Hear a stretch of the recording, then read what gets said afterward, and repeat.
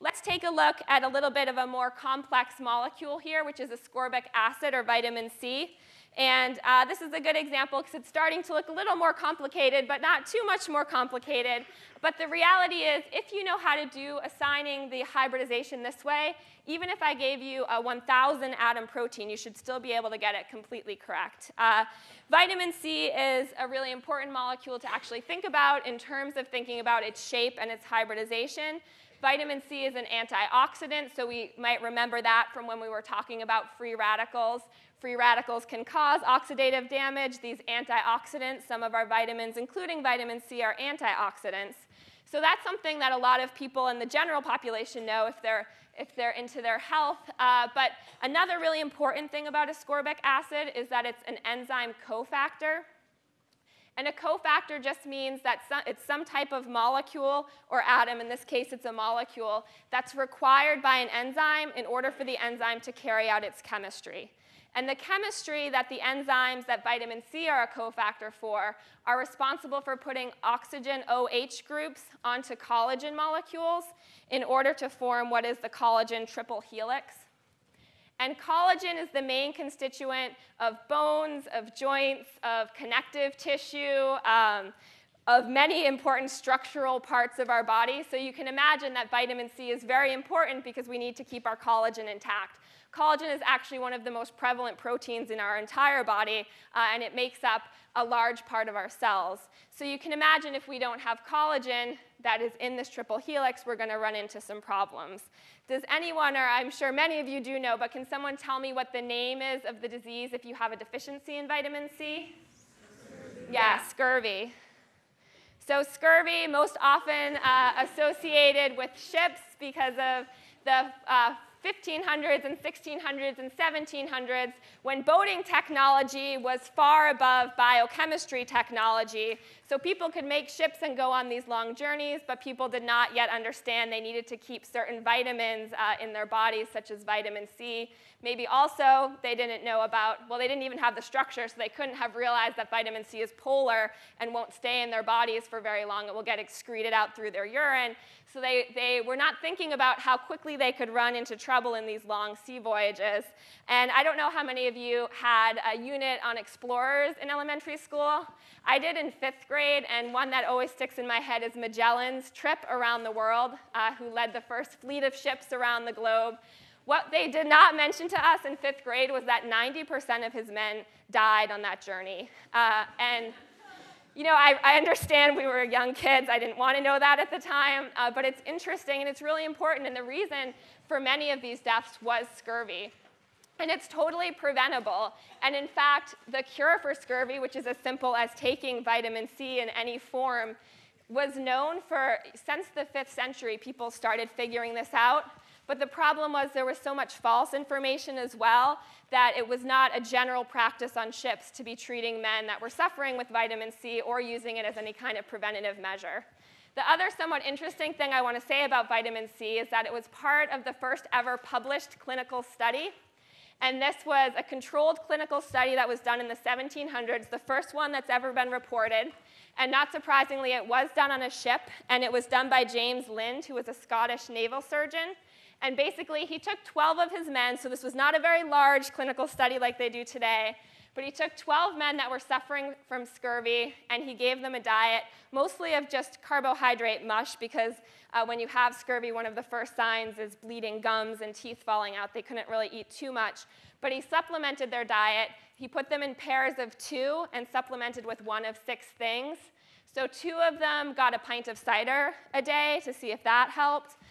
2 of them got half a pint of seawater, maybe not the best group to be in. Even worse group to be in is 2 of them got diluted sulfuric acid. Turned out that didn't help so well. Other things were some got spices, not so bad, and then 2 of them actually got citrus fruit. So no big surprise ending to this clinical study. The people with citrus fruit were completely cured and back to duty within a week. And I'm not sure exactly what happened to everyone else, but let's hope they got switched over as well. But it's just neat to think about, even back then, people were doing these controlled scientific studies. This was one of the first cases. Unfortunately, it was another 40 years between this study being published and the British Navy requiring supplements of citric acid. So really, we've come a long way in terms of disseminating scientific knowledge to the community, and that's a really important part of being scientists. Not just making these discoveries, but also passing them along, for example, to these ships full of people that need to know it. So in terms of scurvy, we don't see too much of it today. But who should be concerned about suffering from scurvy? Do we have to worry about our cats or our dogs at home? Are they getting enough of their vegetables and vitamin C? It turns out we don't have to worry.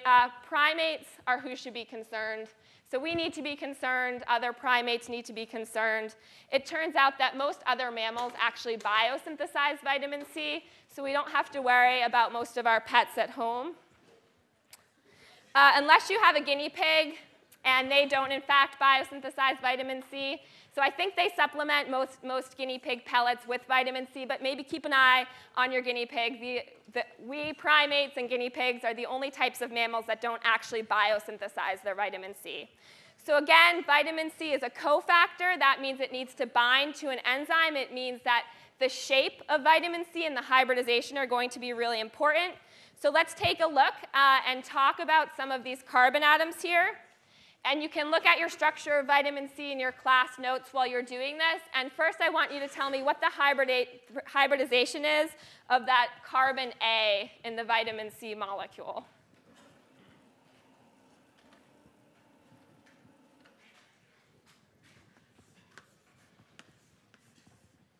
And let's take 10 more seconds on that.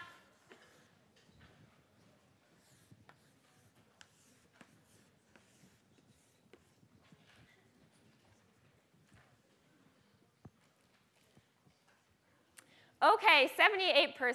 We'll do another question like this in a minute. So if we can switch back to the notes, we'll take a look at that. I think we can get better. I think we can get to the 90s with these hybridization. We just need to follow the rules. So if we're thinking about vitamin C and we're talking about carbon A, how many things is carbon A bonded to?